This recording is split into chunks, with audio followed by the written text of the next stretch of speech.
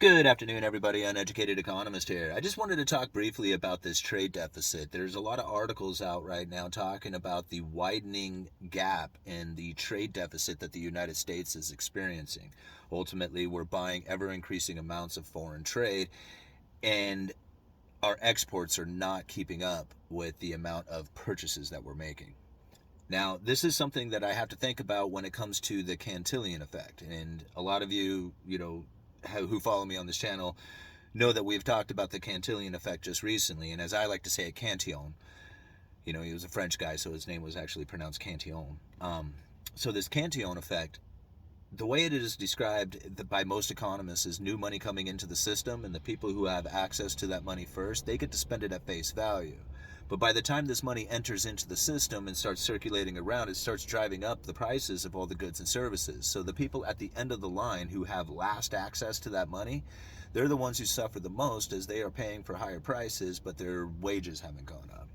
So this is typically kind of referred to as the Cantillon effect, this new money coming into the system. And most economists kind of just leave it at that. But ultimately, Cantillon went much deeper in talking about if this continues, this new money coming into the system.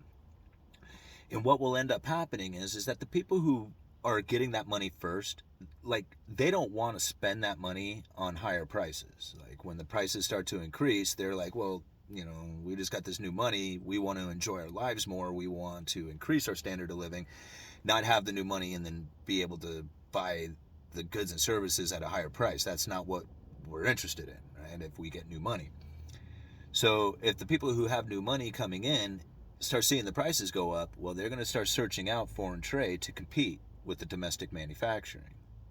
Think about this for a little bit. As this foreign trade starts coming in and competing with the domestic manufacturing, it starts driving out the local domestic manufacturing, and the inhabitants there begin to suffer with the cost of living decrease.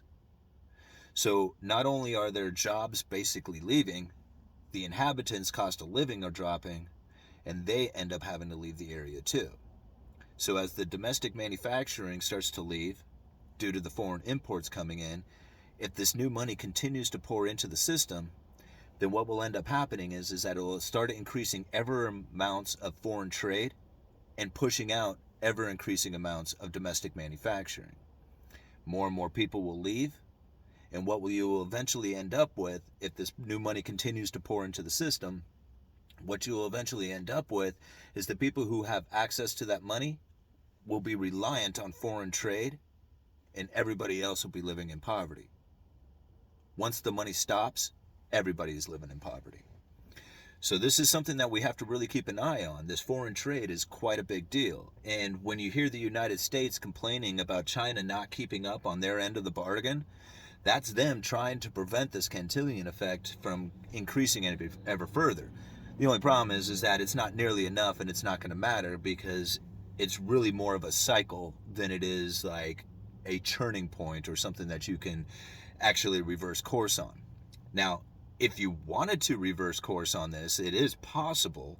The only thing is you have to stop purchasing foreign trade. You have to start manufacturing. You have to start saving. You pretty much have to do everything opposite of what is occurring right now in the United States.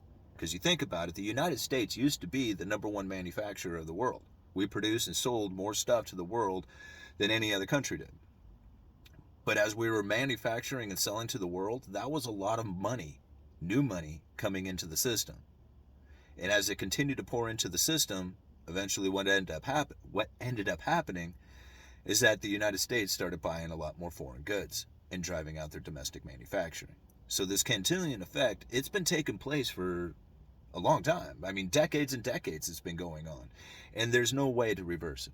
There really isn't. I mean, like I said, if everybody all of a sudden decided that they were going to become savers, that they were going to stop taking out debt, that they were not going to be interested in buying new cars and new stuff and all the electronics and all the stuff that makes you happy, if you were to end that, then possibly you could reverse that Cantillon effect. But honestly, it would take so much of that for so long that the people themselves would not would not deal with the suffering that would come from it.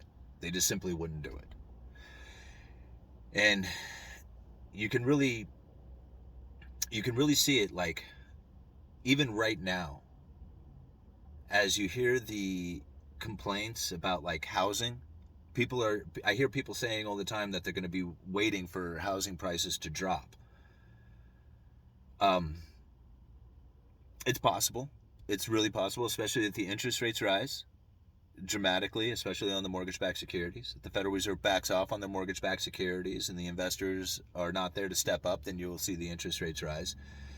This could put a downturn on real estate, as far as people like speculating in homes, thinking that they could buy a house and just simply sit on it for a year and sell it for a dramatic profit, or say take the equity out and a refinancing of the house, something like that. All this way of living that a lot of people have grown accustomed to can would reverse course. That would be the ultimate thing that would need to take place in order for a housing price to drop. Is that the speculation in the market would have to end. The idea that homes are not a place to live but a place to make money from, like, once that idea has pretty much left, then I could see where house prices are going to become more of a realistic number. And it's going to take a demographics issue as well. Like, you have a lot of people who do not want to be in a group setting. So that puts like houses, individual houses, of more of a desire. But all that's going to be changing soon. So people may end up wanting to get out of that suburban living or that urban, like out in the country kind of thing, and move closer to the city again, as the idea of like social distancing and stuff like that starts to dissipate. If scenarios like that become more prevalent, then you could see inventory coming onto the market.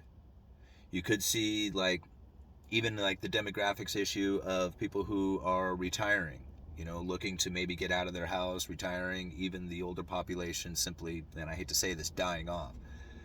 This might give like room for there to be more available homes. But if the prices begin to fall dramatically, builders are going to start second guessing their projects. Like, you have this idea that a home is going to be worth so much, but by the time you built it, the price has fallen. That's going to be very discouraging for new inventory. So kind of keep that in mind as well. Anyway, I got to go back to work. Thank you guys for listening. Uneducated Economist, you guys let me know.